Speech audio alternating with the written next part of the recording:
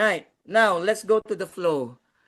So, the flow of our program will be after this introduction.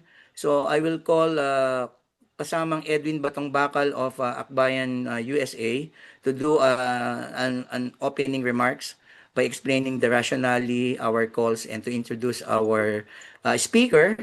And then it will be followed by our guest speaker, who is a member of the executive committee of Akbayan, uh, uh, uh, Comrade Rene Ciriacruz.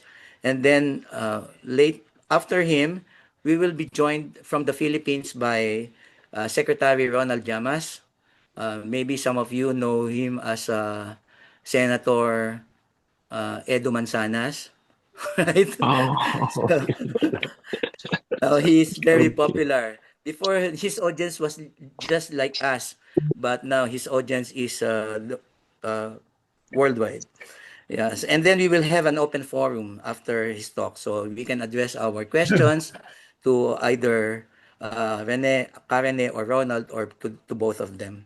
And then after that open forum, we will be having a pitch and thank people who donated to our fund drive for the typhoon. And then Kai Edwin will also do another pitch for tonight. Want to or to shout a slogan, that's fine. At least we will. This is a platform for us to express ourselves and to be in solidarity with our kababayans in the Philippines who are struggling and to who are fighting to end this corruption and to have a free and a more democratic and progressive Philippines. And then we will have a closing activity. Probably we will do a group chant what so that we can also amplify our voices and connect with the voices of our kababayans in the Philippines. And then if that will be okay with everyone, so to those who would like to be part of an group photo, so you can open your cameras, and then if during our session you can still have a time to do your own sign, so please do so, so that during our group photo you can show your sign. So pwedeng ko lang kayo ng just get a bond paper, you can write anything there just to express your feeling, right? So that will, and that probably will conclude our session by singing the popular song from the play Les Miserables. Wish to stay longer, we can stay and listen or watch the live stream that's happening from the People Power Monument. But that is not compulsory, so that is open to those who still want to stay. Is that okay with everyone? Okay. Great. So that will be our flow. Okay, and to start our program, I would like to call on Edwin Batong Bakal to do the opening and explain the why we are here gathered tonight. Thank you. Edwin. Hello. Welcome, everyone.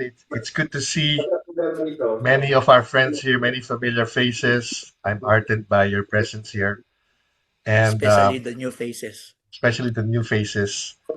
And my name is Edwin Batong Bakal, and I'm one of the coordinators in the US of the Akbayan Citizens Action Party that's actually based in the Philippines. Thank you for attending our Zoom forum tonight. So, let me. So, so the people here are actually not only members of Akbayan, but we actually invited many more supporters, followers, and close allies and friends, not only of Akbayan, but actually of the the principle of democracy and good governance in the Philippines. So there are many players aside from Akbayan that are advancing that cause.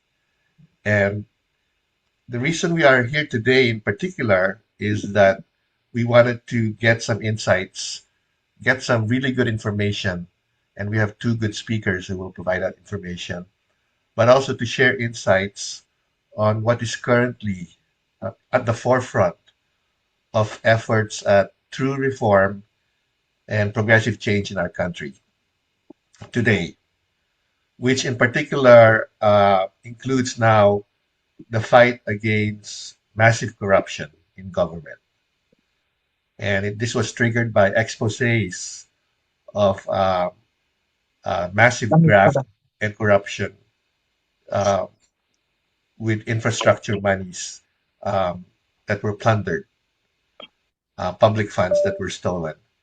And this has rightfully inflamed the anger and the passion of our people for a fundamentally different type of government and for a fundamentally better government. So we timed this because right now in the Philippines, it's around 10 o'clock in the morning, and they're starting a full day of protests at the Luneta, at the People Power Monument, um, to protest this corruption that's been endemic in our country. And we have two speakers today. Rene Ciriacruz, I'll introduce, and also uh, Ronald. And Rene Ciriacruz is also here with us. It's an honor to introduce him. He is a pivotal figure of the Filipino American political movement. For decades, Rene has been a powerful voice for social justice, starting as a founding member and key leader of the Union of Democratic Filipinos during the politically turbulent 1970s and 1980s when we fought a dictatorship in the Philippines. His insights into building political coalitions have shaped the Filipino left's strategy in both the US and the Philippines, and he continues to contribute to this discourse as a member of the executive committee of Akbayan Citizens Action Party. Rene is also an accomplished journalist and was the former U.S. bureau chief for the Inquirer .net, and he has used his reporting to provide depth and clarity on the vital issues affecting the Filipino diaspora and the Philippines. He has also been the editor in chief of Filipinas magazine, and by the way, we have the honor of the publisher of uh, Positively Filipino and Filipinas magazine with us today, Mona Lisa. And Rene is also a current editor of Positively Filipino, which is a premier digital native magazine which celebrates the story of Filipinos in the diaspora. With that, I would like to give Rene the floor for us. Thank you, Edwin. So what I'll do, I'll just give a basic background on what's going on in the Philippines and how it started. As you know, there are massive protests have been taking place in the homeland, and today, as we speak, the Trillion Peso March, organized by a broad coalition of civic organizations, and including our political party, Akbayan, uh, are holding the Trillion Peso March against corruption. Uh, just a bit background on this. President Bongbong Marcos, during his July State of the Nation address, sharply condemned corruption in public infrastructure and flood control projects. He called out, quote, fraudulent and substandard projects and even ghost projects, and that public funds have been stolen through kickbacks arranged between lawmakers, public works bureaucrats, and private contractors. So he ordered a comprehensive audit and review of flood control projects over the last 3 years. This signals a crackdown on graft and corruption. Now, aside from President Marcos's opening a can of worms that has led to this current protest, there were additional coincidental fuel to the crackdown. One is there was a backlash in social media over ostentatious display of wealth by offspring of politicians and contractors. And most notoriously, the appearance on a lifestyle show, kind of the lifestyle of the rich and famous kind of show, by a contractor couple, the Discayas, where they've displayed proudly 40 luxury cars, one of which they bought because they liked the umbrella that came with it. And they, when asked how they did get their start, they said they made it big by working with the Department of Public Works. So this, of course, then adds to the kind of worms, and as this scandal has exploded. So what has been exposed? What has been exposed are massive losses of public funds through a huge quantity of projects. As much as 70% of flood control funds have been lost to corruption through non-existent or substandard projects. Investigations have uncovered that out of 8,000 flood control works inspected, at least 421 are ghost projects, meaning they were never built or are fake. And some are substandard. In tax money terms, from the people's taxes, from 2023 to 2025, corruption in flood control projects cost the country around up to 119 billion pesos, or $2 billion per year. These are big bucks, considering that the PhilHealth Corporation's operating budget, that's the Philippine Health Insurance Corporation's operating budget, is 5 billion. Under investigation right now are up to 9,855 flood control projects with a total budget of roughly 9.2 billion between 2022 and 2025 alone. Again, these are big bucks, but public funds potentially lost, considering that the Department of Education's budget is 13 to 14 billion a year. While there are estimates of billions of pesos annually, some investigative sources suggest that the true scale of public funds lost to private pockets over the past decade could exceed 1 trillion pesos, or tens of billions of dollars, if confirmed. And that is why we have the Trillion Peso March. The social impact of this corruption are manifold. One, in the immediate sense, communities remain unprotected. As we have seen in the past few months, the Philippines has always been a favorite destination of typhoons. And as we've seen in the last few months alone, devastating typhoons have caused flooding, not only in the cities, but also in rural areas. Second, because of this corruption, the country's climate resiliency is undermined. We don't have enough funds to prepare for climate change and the impact of climate change. And public trust in infrastructure projects are now at an all-time low.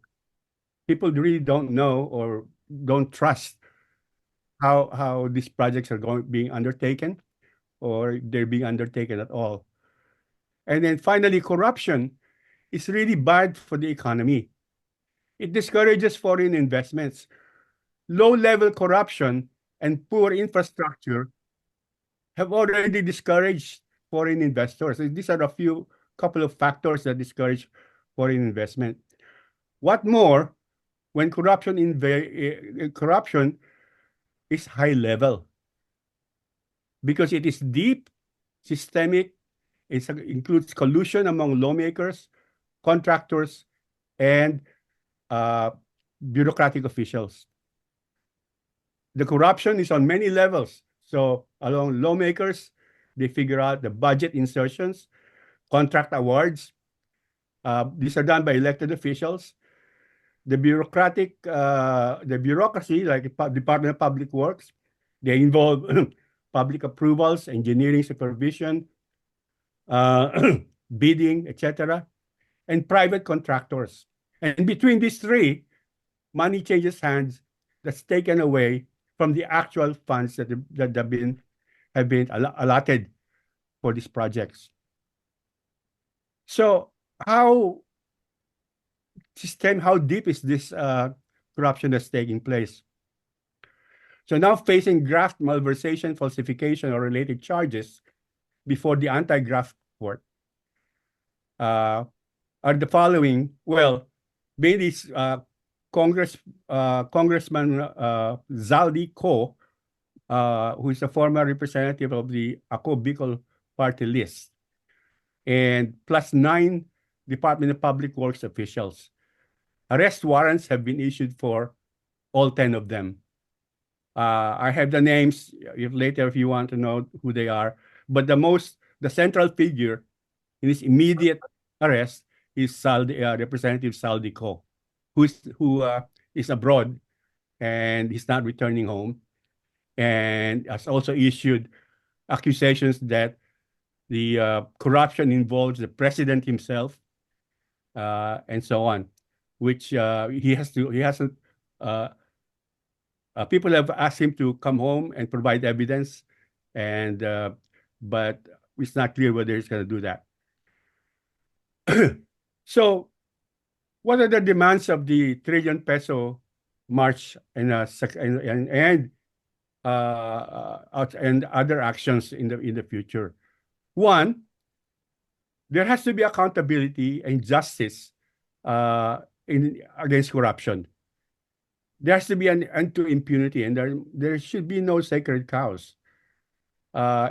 People who are responsible, everyone who are responsible should not be immune to investigation and prosecution. Essentially, no one is above the law, and those involved should be arrested and prosecuted. 2, the stolen funds must be recovered. That especially those that are lost to corrupt or ghost flood control and infrastructure projects, they have to be returned along with the arrest and prosecution. Third, there has to be transparency and oversight in government spending. That public officials release their wealth declarations or the statements of assets, liabilities, and net worth, and limit bank secrecy in relevant cases, so that people will know their actual worth and how their lifestyle, if it corresponds to their lifestyle and everything. And there has to be public oversight of projects. They cannot remain in the shadows. Fourth, there has to be systemic institutional reforms, not just punishing individuals, but structural reforms to prevent future large-scale corruption. Meaning, there has to be independent investigative bodies that can subpoena and issue contempts. And there has also be better auditing and forensic accounting and strict checks on public funds.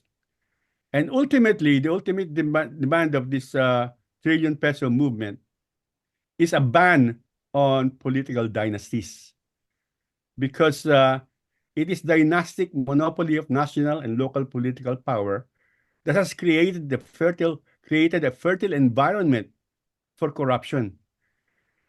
Dynastic monopoly of power promotes the lack of transparency, creates impunity, stifles political competition, and democratic challenges.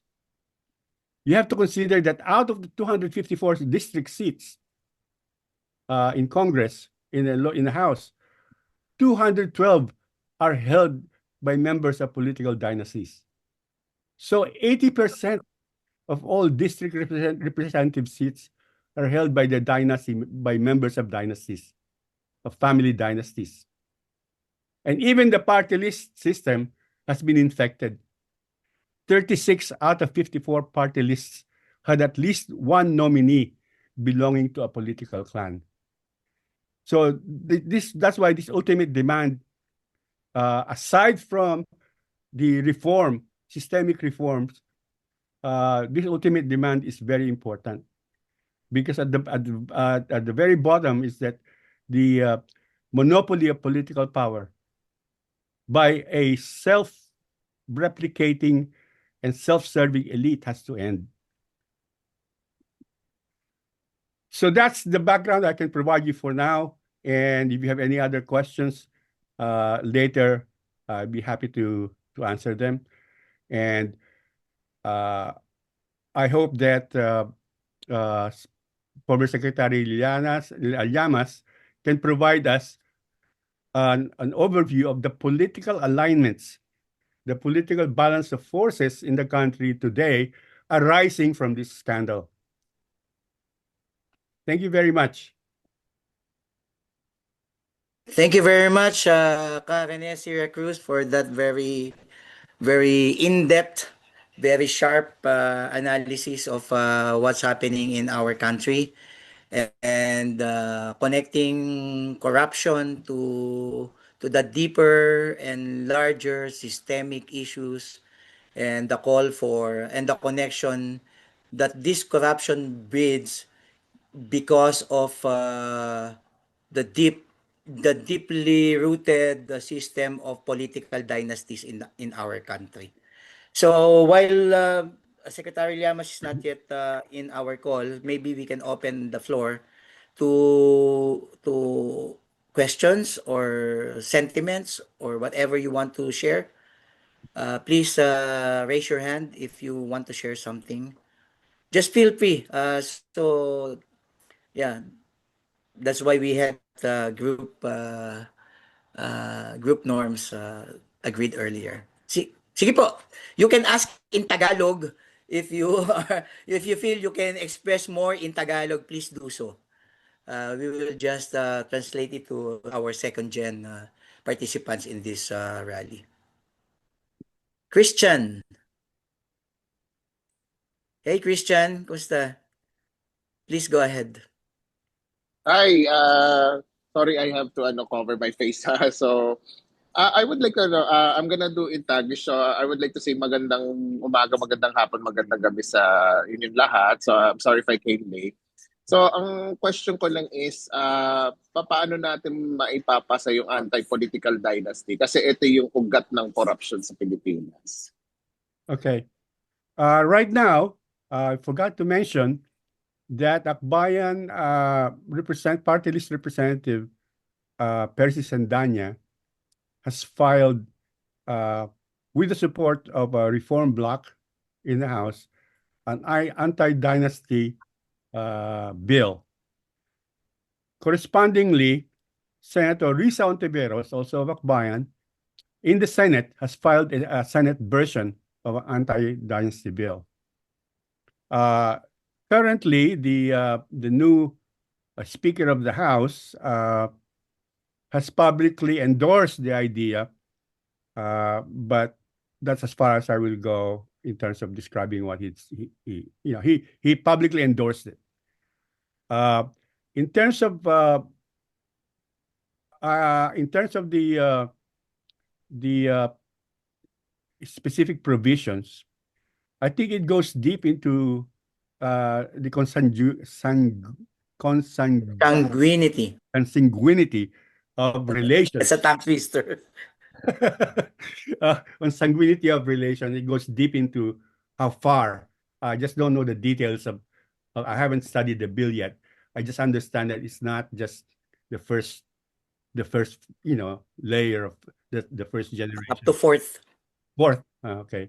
So anyway, that's what's happening with the anti-dynasty provision. Now, a public movement, a broad movement, has to support that.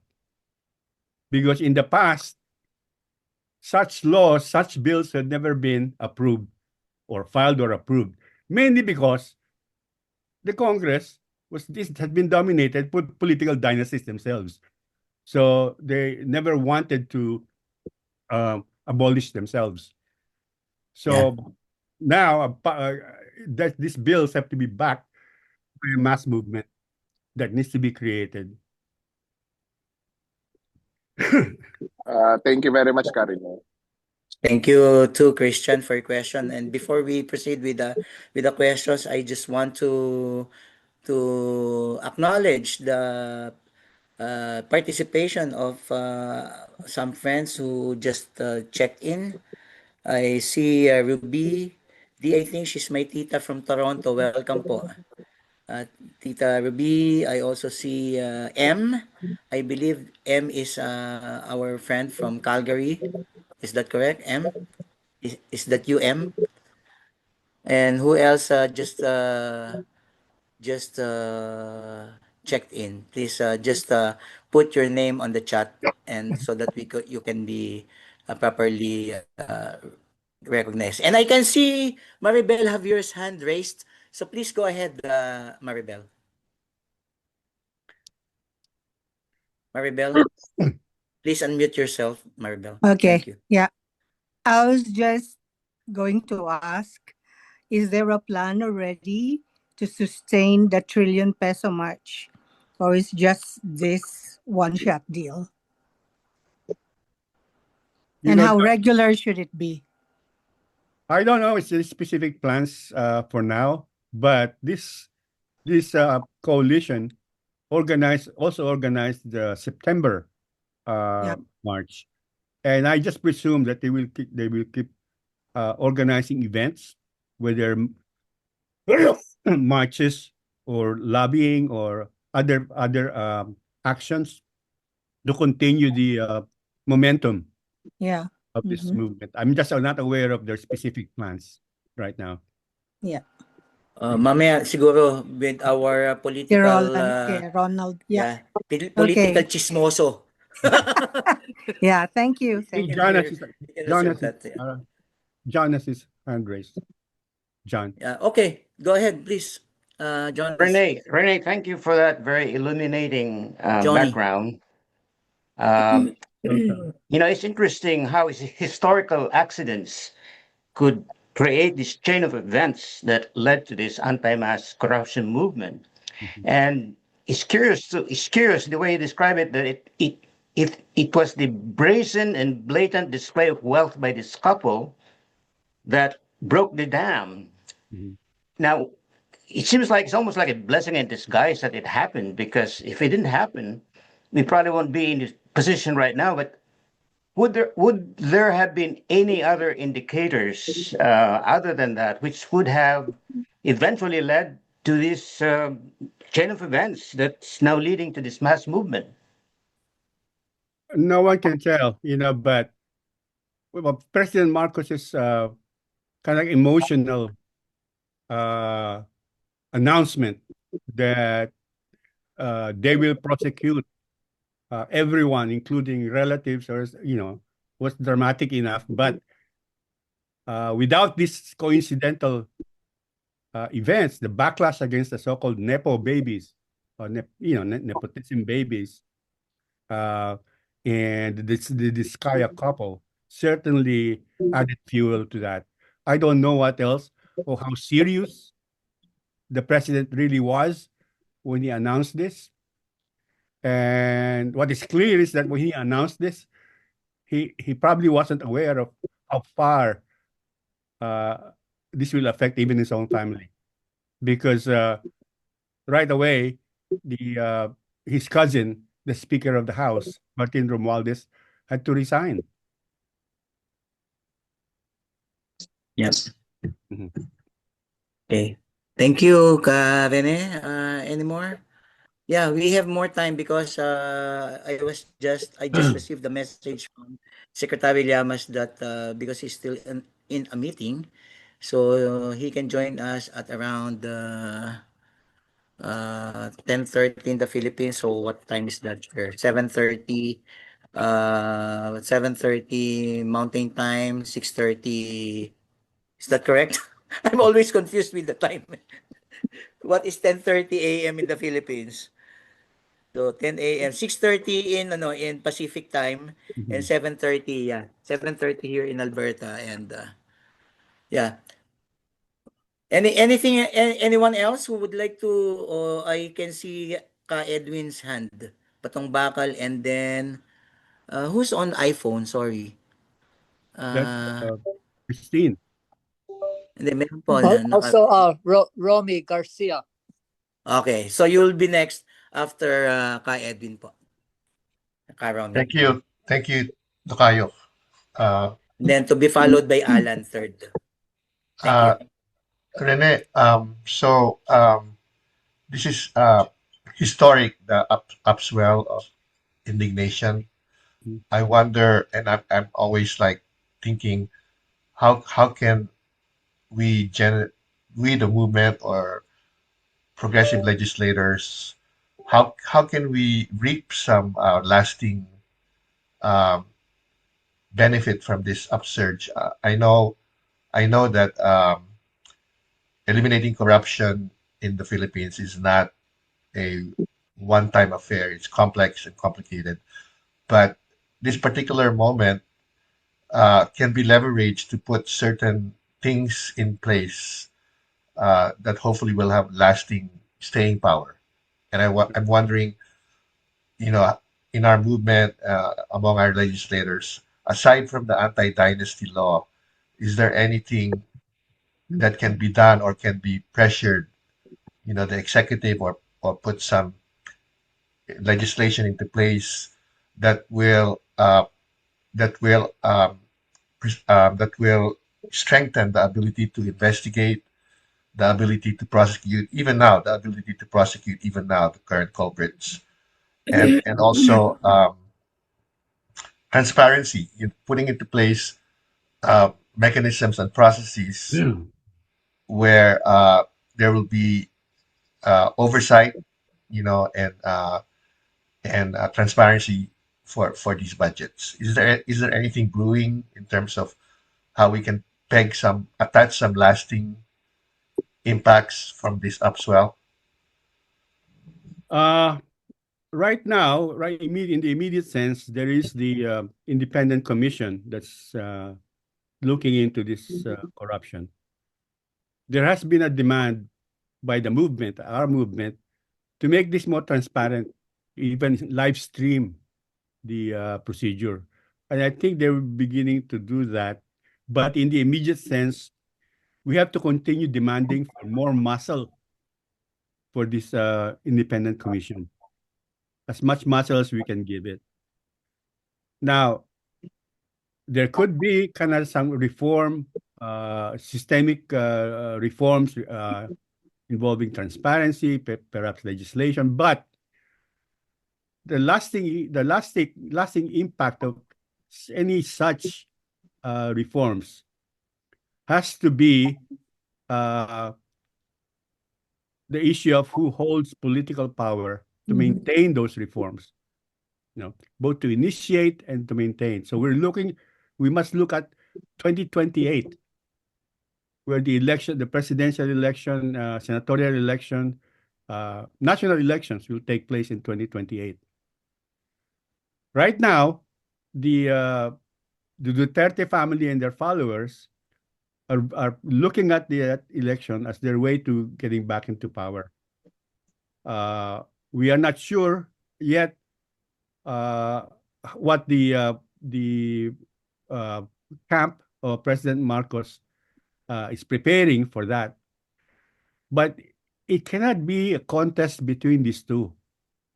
There has to be an independent reform and opposition movement that challenges both of these camps. Because President Marcos himself is also culpable because this happens under his watch, you know. And sure, he can be mitigate the mitigating factor might be he was the one who opened the can of worms, but it's still took place under his watch. And uh, so our movement must start organizing the creation of an opposition movement, an opposition slate from president to Senate, to Congress, to party lists for 2028. Because only we have political power in our hands, can we continue to push for reforms and make sure that they're lasting. I think the movement's eyes should be on 2028. And right now, Senator Risa Ontiveros has announced that she intends to create a reform slate that includes not only us, not only the Liberal Party, but even other potential candidates who are not tainted but are willing to be allies for reforms. So hopefully with that poll, and I think there's a good possibility that we can win a lot of votes because of this upswell against corruption. So 2028 is our target. But Ronald Llamas can because he's right there on the ground, can give more insights into this. Thank you, Rene. Yeah, can we have Mr. iPhone? What's your name? Sorry, I missed it. Romy Yung Garcia. naka-iPhone po na naka-raise ng hand. See? Yes. Yes. Okay. Hello. Hello. Romy? Good evening, everyone. Okay. Greetings. Actually, my question is similarly to what Edwin posed regarding how do we maximize this political climate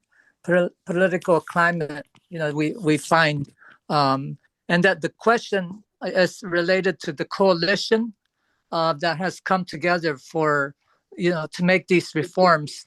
I'm just curious, particularly around the youth group, in regards to how they're connecting this issue of the corruption, not only in terms of the stealing of the for the public, but also to the other aspects of how corruption has been impacting the issue of poverty, the issue of climate change, the inequalities that exist in our country. So I'm just kind of curious if there's and so that's one part of it, is how broad of a conversation is happening, particularly in bringing the young people, because we know for any movement to last, it has to be the youth that will need to lead the movement. And so that's one. The other has to do with how is the popular culture, social media being used to broaden the message, the anti-corruption. Thank you. Okay. The answer to the last question, social media is an active battleground, political battleground, considering that up to 80% of Filipinos are on Facebook. I don't know how many on TikTok, but that's where a lot of this messaging, different narratives, counter narratives are taking place. So that's one answer to your question. So social media is going to remain an important venue for the political discourse. But of course, that is a mixed bag. A lot of trolling and that gets mixed in with the legitimate debate. In terms of the youth, I think my sense of it is that a lot of the kakamping mass following during Leni Robredo's campaign, a lot of which are youth, are also involved in this anti-corruption movement. Because Filipino youth are really aware that they have more and more of the youth, are becoming aware that they really have a stake in the future. They have to figure out what's life going to be for them. And that's why during the Leni Robredo campaign, that's what drove them, is the hope that her victory could lead us to a path of a modern democratic state, you know, that takes care of the social protection of the people, uses tax money wisely, and and so on. I think they have that broad sense of what they want, and this you will notice that in these protests there will be massive representation of youth, and a lot of that had been awakened by the Lenny Robredo Pink campaign. And we have a lot of kakampings in this call right now. Okay. Mhm. Thank you, Karene. Thank you po, kasama. And then maybe we can have Alan from Calgary. And by the way, if you want, before Alan gives his question, or we would like to everyone actually, if you want to say his question, if you want to say something, It doesn't have to be a question. it doesn't. You're cutting off, Sidewin. So go, Alan. Okay. Good evening. Good evening. So my question is, what is Akbayan's official demand, or what direction is the party taking to push for change in the country's current situation? Are The- they calling for Marcos to resign, Mhm. or both Marcos and Sara to resign, or just Sara to resign, Mhm. or what direction are you trying to push, especially during this $1 trillion? Okay. The demands that I said are the ones in the presentation, the four demands, accountability up to the ban on political dynasties. That's the party's demand too. But in relationship to whether we think Marcos should resign, Mhm. we will let the evidence we will let the evidence take us. If there's enough evidence for him to be impeached, then that's we should demand that. Mhm. So in terms of, but asking just Marcos right now to resign will just open the door to Sara Exactly. Duterte. Who should have been impeached? Mhm. So we will maintain that we want Sara Duterte impeached. Okay. Yeah. Because impeachment, rather than resigning, impeachment, if it proceeds and if it succeeds, will bar her participation in any political, in politics, in Mhm. electoral politics. If she resigns, she can participate again. But so we're not right now. We're asking right now. We're looking at where the evidence will take us. Okay. We already have evidence against Sarah in their misuse of the uh, confidential funds, which is one of the basis for our call for impeachment. If Representative Saldico's accusation that President Marcos himself was involved in this corruption, Mhm. then we will also call for his prosecution. Yeah. Okay. Yeah. You are aligned, though. Thank Yeah, you. we are aligned.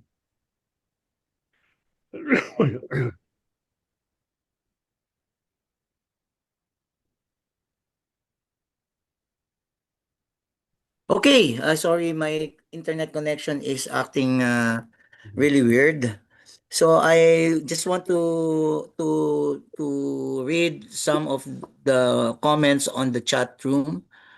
According to Doc Jennifer Garcia, one fear is that mass protests will be maneuvered by other forces to destabilize current government and force themselves into power. What's your comment on that, Rene po? Well, that was what we thought was going to take place with the Iglesia Ni Cristo, massive Iglesia Ni Cristo protest for transparency, so-called at the Luneta. And our suspicion was that was going to be calibrated with demand for the military to deny what do you call that? Deny uh, hmm, support for the President Marcos. But apparently they did not push through because apparently there are certain demands that Iglesia Ni Cristo wanted from the president that were granted. Certain posts, government posts, like the Bureau of Internal Revenue, etc., etc. So there's a horse trading was involved, so that in the end, the Iglesia Ni Cristo did not raise the demand for the resignation of Marcos. They just remained on the demand for transparency. So, but no doubt, forces that are trying to put the Dutertes back in power are going to try to use the mass discontent and try to ride on the mass protests uh, uh, to for their benefit. And I think people are aware on our side. People are aware that we have to prevent that. We cannot accept them in the ranks of the protesters. Um, uh, and so they haven't been uh, accepted in the ranks of the protests, our protests.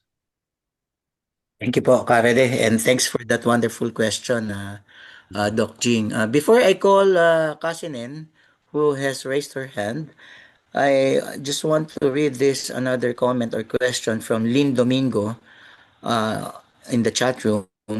So her question is, how accessible and affordable is having presence in social media? Can social media be a successful and powerful tool as it has in other countries? Mhm. So any thoughts on that?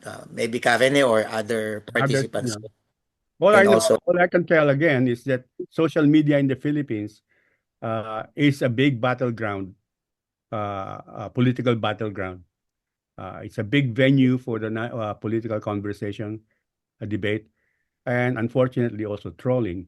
So all the political forces who, including ourselves, are trying to gain extensive presence in social media.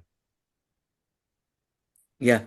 And if I may add, I think I have a feeling or observation that actually we're on the upper hand right now. It, during the time of Duterte, they are on the upper hand, right?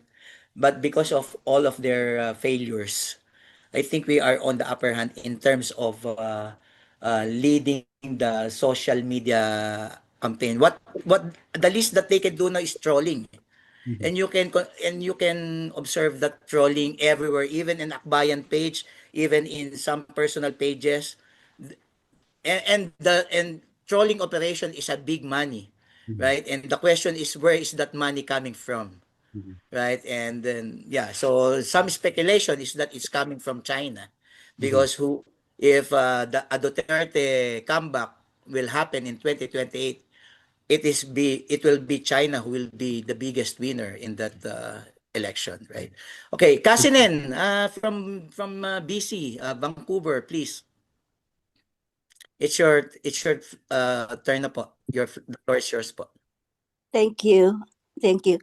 No, I just want to uh, ask someone to write down in the chat group the four demands that Rene was talking about, and if in those demands is Sara Duterte's impeachment is one of them. Thank you. Yeah, we can do that, and maybe Karen can comment on about Sarah's impeachment, because we were the very first party in the Congress Mhm. through Congressman Sendanya, who filed the very first impeachment complaint, right, Karen? Yeah, yeah. Well, he endorsed it. Uh, okay, I'm just copying it. Okay. Kasi then Thank you, Rene. the demands of the march is broader. It doesn't necessarily go to the level of who should resign and who should, So uh, the the demand for Sarah's impeachment uh, is from our party. Okay, but so it's not necessarily included in the broader uh, demand of the March 31st. Okay, so no, the Trillion Peso March. So Today.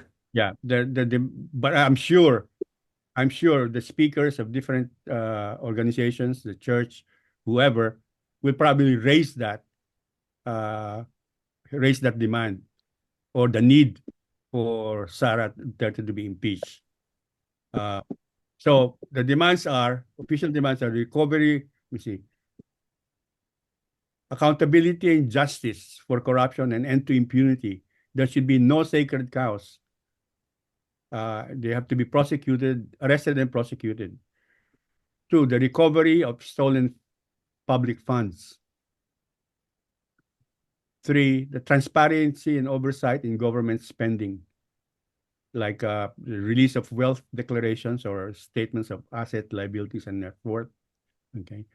So, and then the last is systemic institutional reform, meaning large scale, more muscular, independent investigative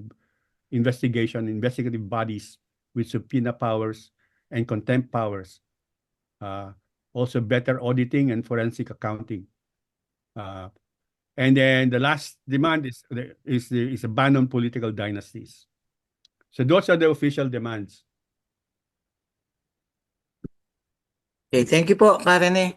Thank Anyone else while we are waiting? Actually, there is a question in the chat from Christine Araneta. It's important to involve the communities where infra projects are planned to be involved in the monitoring, implementation, and budgeting of these projects moving forward. So this can lay the groundwork for good governance apart from running for local office. Yeah. Any thoughts? Anyone, if you have any thoughts on that comment, please share. Karen, Oh, any thoughts on that? well, that's part of the Akbayan's program is democratic participation, political participation, starting from the local level. So that's why we've fielded local candidates. We've trained and fielded local candidates uh, on the orientation of good governance and transparency. And we have at least in the last election, we had at least 40 winners in local elections. We need more. And eventually, what is really needed is the organizing the local communities, to be the base for the demand for good governance. Without these communities' participation, uh, individual reform public officials locally uh, will have a hard time, especially if they have to compete with local dynasties or or puppets of local dynasties. Thank you. And then Lynn made a follow-up. Rene, where is this in written form? Great list to have now. Maybe we can send it later, Rene. The Uh, link if is like where, I where we printed can the find it. demand. I had printed the demands in the message. Okay. So we will reshare it to them. And then there's also a comment here from Maribel. Ombudsman Remulla made a comment during a recent interview that he can call on President Marcos to answer for the allegation of Kong Saldico that he received money together with House Speaker Martin Romualdez. So if this is found true, will Akbayan change the call to Marcos resign? Yes. Yeah. Impeach Sara and Marcos resign. Because if there's evidence that will lead us to that, so that's we are open to that because the call is no sacred cows. Yeah. What do you think about that? Sige po, Ate Christine, do you have something to Yeah, I say? have a question. Sige po. So what if maybe it's premature, but what if it does come down to that? What is the constitutional provision for succession or or how to convene, if both the president and the vice president, by virtue of whatever corruption, resignation, death in office, what is the provision for, reconvening a new leadership? Is it the Senate president? How does that happen? Yeah. According to the Constitution, okay, first of all, if Marcos resigns and Sara is not impeached, then Sara becomes president. Mm-hmm. But Uh, it both. then it's the Senate president who will take charge for a specific amount of time before Okay. calling for a snap election. Right? I think that's what the Constitution says. Okay. But we are not in that Yeah, we're not there scenario. yet. Yeah. That's why for now we are not calling for resign all or BBM Sara resign. Yeah. Yeah. Because just like what Karen said earlier, we will act based on where the evidence will lead us. Mhm. So to be more concrete. So yeah, on our actions. Anyone else who would like to share their thoughts? Not necessarily a question. So if you all see Jaime. Hi, Jaime. Hi, I just want to say that the group that's calling for all resign are the NDs.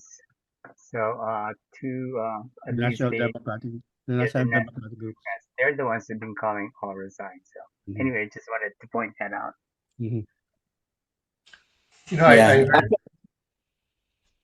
Yeah, go sorry, ahead. Go I didn't raise my hand.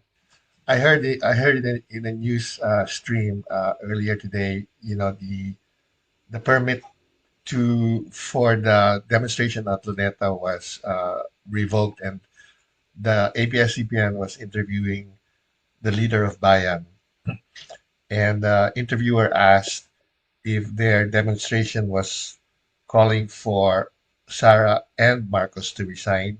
Interestingly, he said that their demonstration at the Luneta wasn't calling for that, but that within that demonstration, Bayan in particular was making that call for both to resign, and that Bayan was going to march from the Luneta to Mendiola for that kind of a demand. So it's interesting. Uh, maybe they also in the group that they gathered to protest at the Luneta, they also had to realize that the call for demand for everybody at this time is not timely in the absence of compelling evidence that really Bongbong also needs to resign.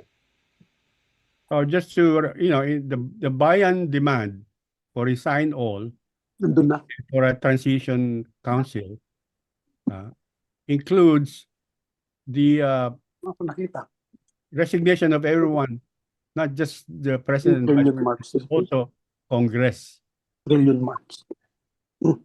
So why would we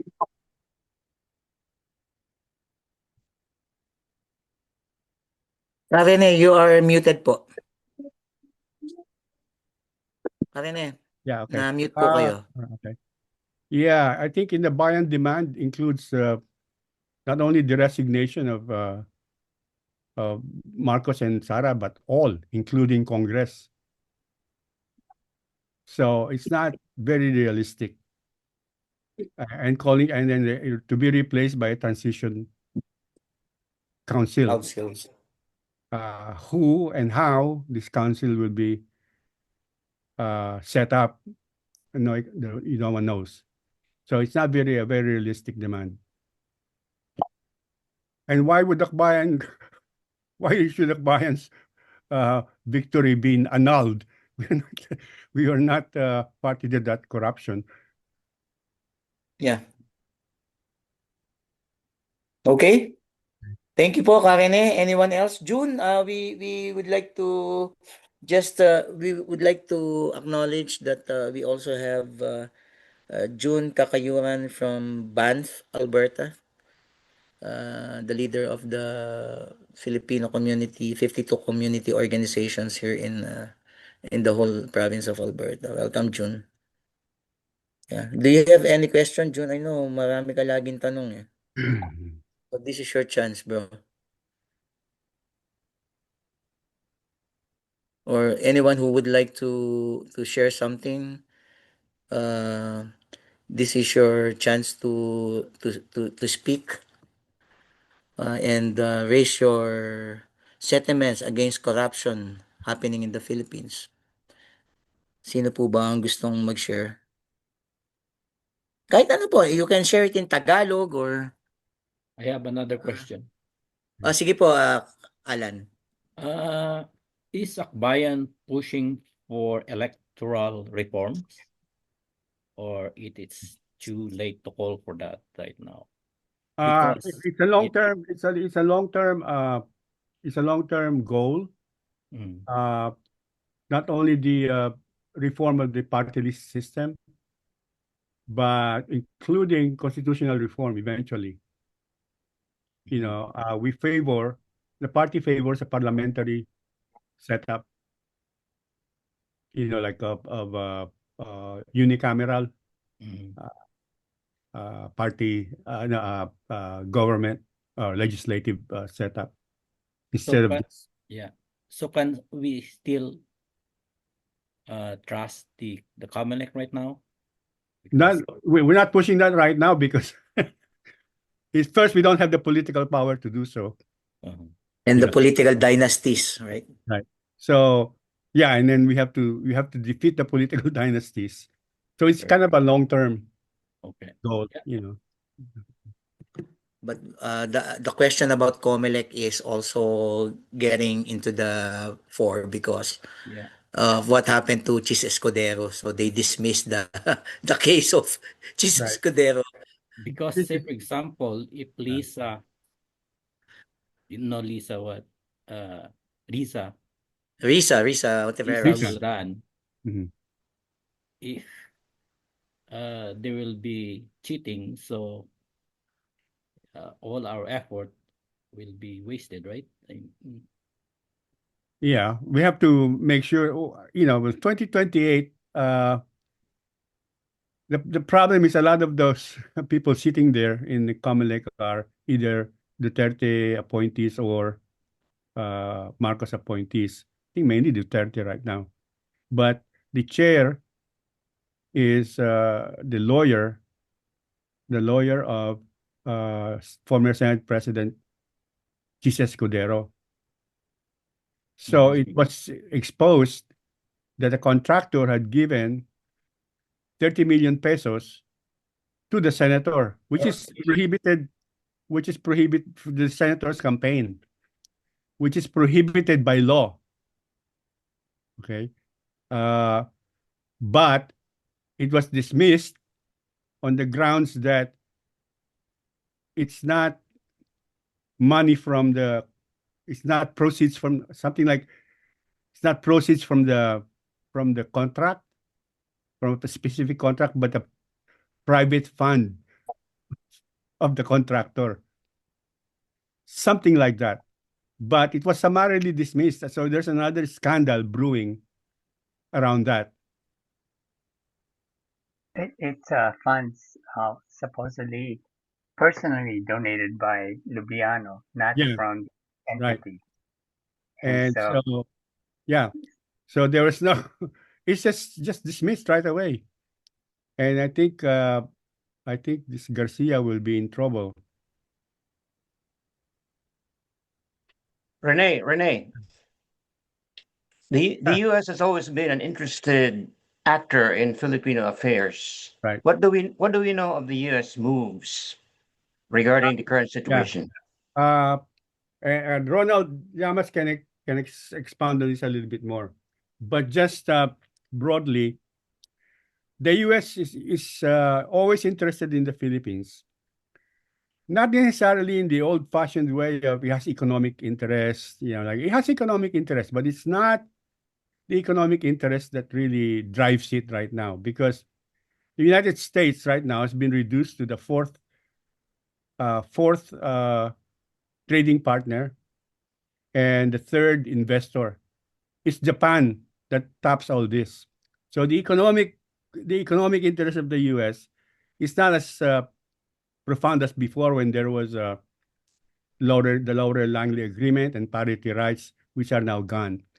Its main interest is military. And in main interest in military is a military projection because of China. Okay, so it is in the interest of the United States to prevent the return of the Dutertes, because the Dutertes tried to, Duterte uh, tried to abolish the what do you call that? The visiting forces agreement, and then backtrack. And the United States knows that Duterte is China's Trojan horse in the Philippines. So even though Trump is trying to be friendly with China, it doesn't necessarily mean that the U.S. will abandon its support for the Philippine military, or remove its military support for the Philippines. Also, the Philippine military establishment is strongly against China, especially because of the harassment that China is undertaking in the West Philippine Sea. Yeah. So that U.S. And U.S. And military, the U.S. and the military factor is important in the balance of forces. Okay. Thank you, Karen. And I can see Carl Tulio's hand raised. I'm happy that we have a voice here from the youth. Carl, please go ahead. Carl, nawala ka yata. Oh, By pakicheck the nga way, sa- Edwin, I'm still with the youth. Carl Tully po mula sa chat. Ayo, Narinig Carl, po yeah, ba? go. Naputol po ata. Yeah, we can hear So, you. ayun, bilang bahagi ng YS, ang role namin ay magiging sulsol sa mga gantong usapan. At gusto ko lang ibalik yung usapan sa ating mga panawagan. Meron bang non-pragmatic reason why we're not calling for a Marcos resignation? Because we understand na Sara is going to take the spot if Marcos resigns. Right. Is there a non-pragmatic reason why we can't call for it? Because the evidence hasn't been proven true. These are accusations, and they have to be proven in the court of law. I mean, That's it has to. Okay, that is a valid point, but also we are missing yung pulso ng masa. A lot of people are calling for a Marcos resignation, and we are standing in. Siguro we could be classified as fence sitters if we don't call the same. I'm not sure that necessarily people are calling for the call for Marcos's resignation is stronger. I'm not very Mhm. sure of that. You know, uh, because it's just the issue of fairness. When we called for Sarah's impeachment, there was enough evidence that could be disproven or proven, that could be brought to Congress. Mhm. Particularly her misuse, we accused her of misuse of confidential funds, Mhm. which were disbursed to fictitious names. If you remember, Mary Grace Piatos, all these brand names. Now, Saldico accused Marcos of being part of this corruption uh, scheme. He has to prove that. Mhm. And if we bite, and just say, yeah, go ahead, he should resign. Then we're just clearing the way for the Dutertes to come back. Mhm. There is no non-pragmatic reason for the party is pragmatist. There's no non-pragmatic reason for us to call for uh, Marcos resign because maybe we think more people are doing that, which I don't think necessarily is true. There's uh, no surveys have shown that although Marcos' popularity is down, there has been no survey that says people are demanding he should resign. Mhm. No, I'm on the same page naman po, just playing Yeah. devil's No, advocate for that's sake of good. discussion. But remember, we are a pragmatist party. We base our moves on facts and truths and fairness. Salamat po. Okay. We don't always necessarily be calling for the quote unquote sharpest line without any justification or reason or being right. Okay, siguro last before we call on I think kasama Ronald, Ronald is joining. Anyone who wants to share or speak or share their thoughts? Ate Sinen has raised her hand. Yeah, uh, I just want to say that I think the many voices who want Marcos to resign is from the pro Duterte camp. And yeah, so it's not really the people who are doing the the march itself, but yeah, I think it's really more the voices of the pro Dutertes. And they are, of course, Filipino people too. I have a comment. Yes, please. Yeah, I guess the previous speaker, I could understand that sentiment because, first of all, this unity coalition, it was really built on very corrupt, foundation. So there's no sympathy for Marcos now that this has happened, right? And there's also a skepticism as to whether it can investigate itself, and at the same time, there's a recognition that this is a very vulnerable time for the BBM administration, that, there could be other actors in play, if this doesn't, unfold well. So I could kind of understand where that previous speaker was coming from. Um, Anyway, that's all. Mhm. Yeah. Do you want to respond to that, Edwin or Karine or? No, it's okay. No, the fact that they were both members of they're leaders of the uni team before they split up Mm-hmm. doesn't necessarily Yeah. make Marcos very popular. Mm-hmm.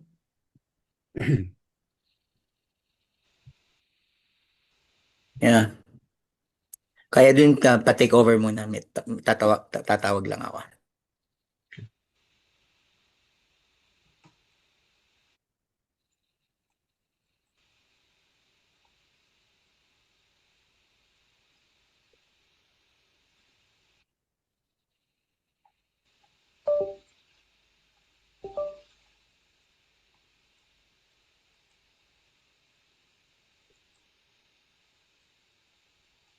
Any more raised hands?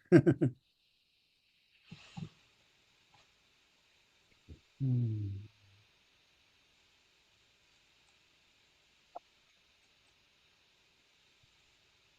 Jaime?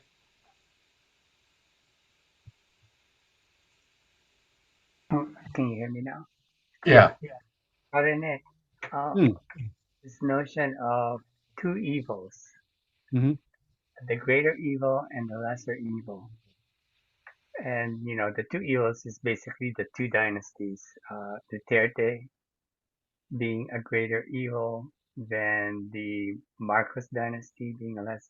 what do you think of that? That in fact there could be that possibility for 2028, especially if What? the lesser evil, the Marcos doesn't have a candidate that you know they might support. So anyway, just the notion of two evils, the greater and the lesser. Mhm. Do you Uh, understand what I'm asking? okay. I don't. I think we need to wait for Ronald to go deeper into that in Oh, terms of the balance of forces, because I think I understand from him before that the Marcos camp has a very shallow bench Mhm. in terms of the potential slate for 2028. In fact, Marcos's bench or slate lost in the last election. It was the Duterte bench had more senators. Uh, so let's ask Ronald to project that. However, in general terms, when it comes to uh, parties like us, Akbayan, a Democratic Socialist Party, which means it's a leftist party, in terms of how we view forces in society, we always look at in terms of the ruling elite, instead of saying greater evil or lesser evil, looking at the ruling elite that monopolizes power, they're not always equal. Uh, they're not always the same. They're not. There are divisions within that elite, and when it comes to authoritarianism and fascism, it's the most backward segment of that elite that usually resorts to it. Mhm. And in our situation right now, the most backward elements of the duopoly are the Dutertes. So we naturally will oppose that. Okay. Not necessarily giving our support to the other part of that duopoly, but we prioritize our target for the most dangerous, most backward uh, uh, section of the ruling elite. And the Dutertes have proven that they are the most backward. You know, the President Duterte himself is a kind of like a lumpen president, or Gangster. gangster president. So uh, we would naturally uh, uh, place that as a primary target.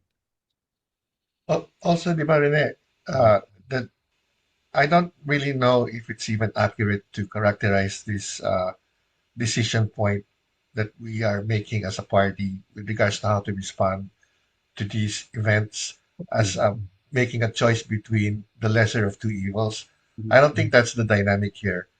Um, you know that in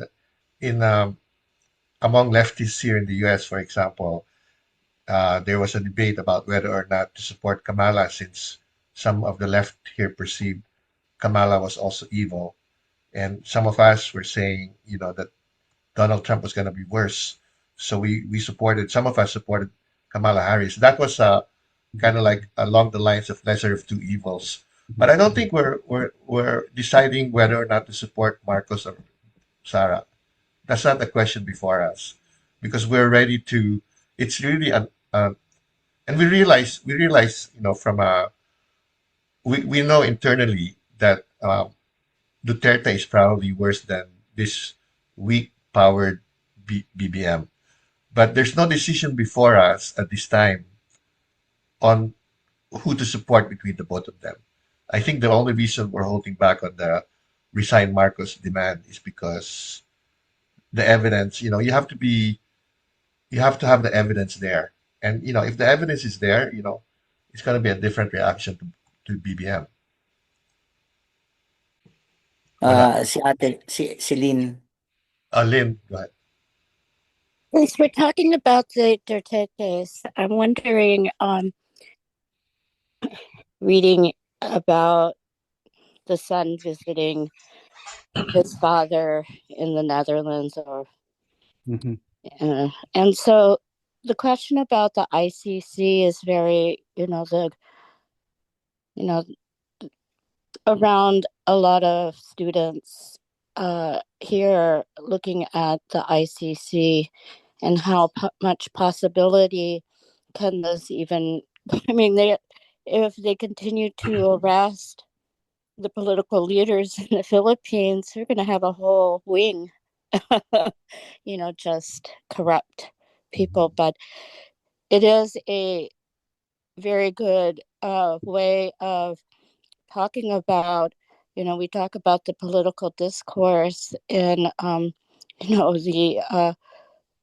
the leaders, and just the ICC has been something that they were very did not think that would really happen.